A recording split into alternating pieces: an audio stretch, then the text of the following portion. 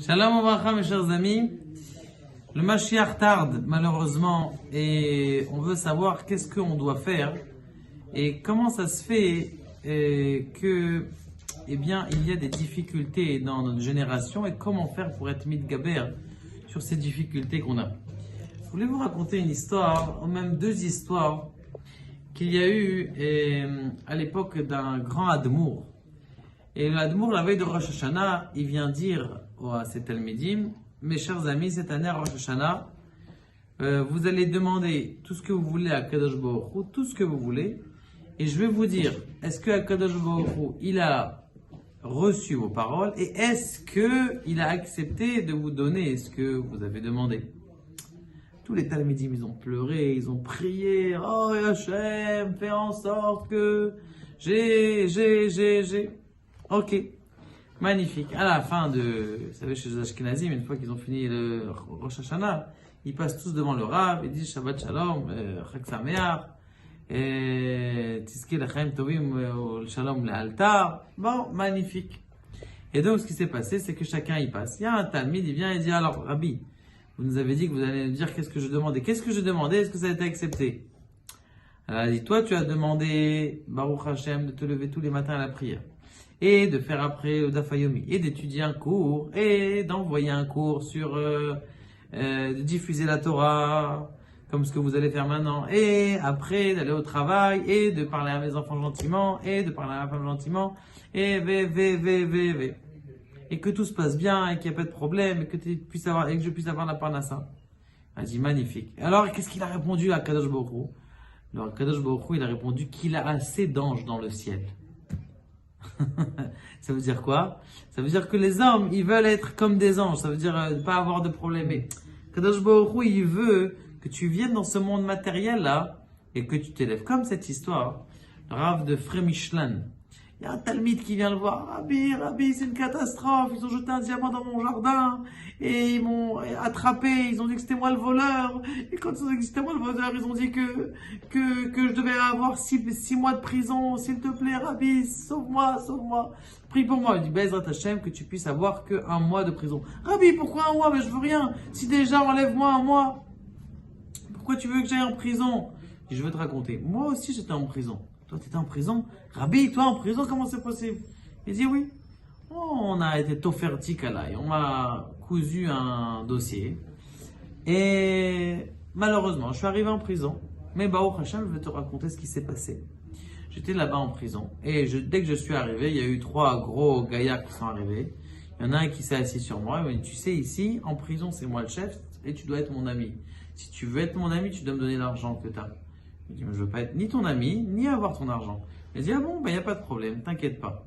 Il s'assoit, il commence à l'attraper, et l'autre, il commence à lui donner une tarte. Bam! Après, juste quand il arrive au visage, il commence à sentir une douleur dans la main. Aïe, aïe, aïe, aïe. Il commence à souffrir. Oh, Rabbi, enlevez-vous. Qu'est-ce qui se passe? C'est un homme qui est sain. Faut pas le toucher. Slicha. Monsieur le rabbin, excusez-nous, on ne veut pas vous embêter. Ok, ne vous de... Bon, et je suis resté en prison. Baruch Hashem, j'ai eu de la paix de ces 3 gaillards là, vous savez, c'est beaucoup de mafia en prison. Alors, allez-nous, ce qui vivent les gens, et ils sont obligés de soudoyer, ils sont obligés des fois se convertir. Alors, allez-nous, de donner des cigarettes, donner de l'argent. Bon, c'est tout, même là-bas, il y a des problèmes. Et donc, ce qui s'est passé, c'est qu'il a commencé à parler, à étudier. Et quand il étudiait, il y a quelqu'un qui est venu le voir. Il avait l'air d'un goy, tout ça, il le regardait. Et un beau jour, cet homme-là, il commençait à lui parler. Il dit: écoute, tu sais, Rabbi, vous me voyez que j'ai l'air d'un habillé comme tout le monde, mais je suis juif. Et j'ai fauté dans ma vie. Je me suis marié avec quelqu'un qu'il fallait pas que je me marie. J'ai eu des enfants qu'il fallait pas que j'aie. Et vous avez compris, et je regrette et tout ça.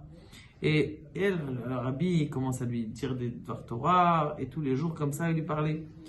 Et il voyait qu'au fur et à mesure il faisait teshuva, vraiment teshuva. Et un beau jour il a vu comme ça bien prier, et la teshuva est arrivée. Baruch Hashem, il y a le geôlier, il est venu, et il lui a dit: écoute, on a une mauvaise nouvelle pour toi, monsieur le Donc ce monsieur-là qui était habillé, pas le rabbin, l'autre, lui dit, écoute, on a une mauvaise nouvelle, ta femme et tes enfants, ils sont morts. Quoi, ma femme et les enfants, ils sont morts? Ah! Et donc le rabbi, il a entendu ça. Il lui dit, voilà, maintenant que ta femme et tes enfants, donc qui n'étaient pas cachers pour toi, eh bien, ils sont morts, ça veut dire que ta teshuva elle a été acceptée, et maintenant on va sortir de prison. Et il a dit, maintenant tu vas m'attraper à ma ceinture, tu m'attrapes à ma ceinture, on va sortir. Et le rabbi, il a fait donc des ségoulottes, et il est sorti de prison. Il a dit, je suis allé en prison, tu sais pour qui? Pour cet homme-là. Je suis allé pour cet homme-là pour lui faire teshuva parce qu'on avait vu qu'il avait une bonne âme, qu'il peut faire teshuva. Moi, je suis allé en prison pour cet homme-là. On va me dire, oh, mais c'est pas normal.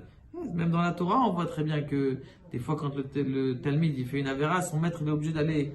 Il a tué quelqu'un, son maître il est obligé d'aller en exil pour. Et donc, de là, de cette histoire, on apprend qu'on est venu, nous, c'est cher. On voulait être des anges. On préfère être, c'est vrai, que des neshamot.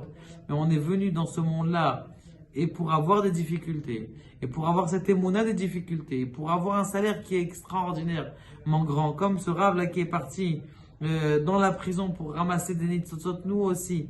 Pourquoi est-ce que le Mashiach il tarde tellement? Parce que justement, il faut qu'on a des âmes encore à aller chercher, des juifs qui sont perdus, ils sont mariés avec des gens qui ne sont pas aptes pour nous. Et il faut que absolument on les rattrape. Maintenant, qui va les rattraper, mes chers amis? C'est vous qui allez les rattraper. Chacun qui peut envoyer une vidéo, qui parle à des gens de sa famille, qui diffuse la Torah, chacun autour de lui, ça peut être un satellite.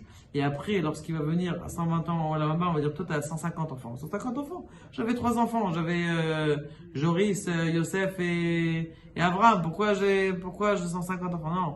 Tous ces enfants-là que tu as eus, parce que tu as marié des gens, tu as envoyé des vidéos, tu as parlé à des gens, et tout ça, c'est tes enfants. Kol Amelamed Ben Haverot, celui qui enseigne à son ami, Keilou Yelado, c'est comme si il l'avait fait naître. Et on est venu dans ce monde-là, et le Mashiach, il nous attend. À qui il attend? Il attend à nous, Bezrat Hashem, puisque prochainement, Baruch Hashem, on a énormément de signes que le Mashiach, il est très très proche.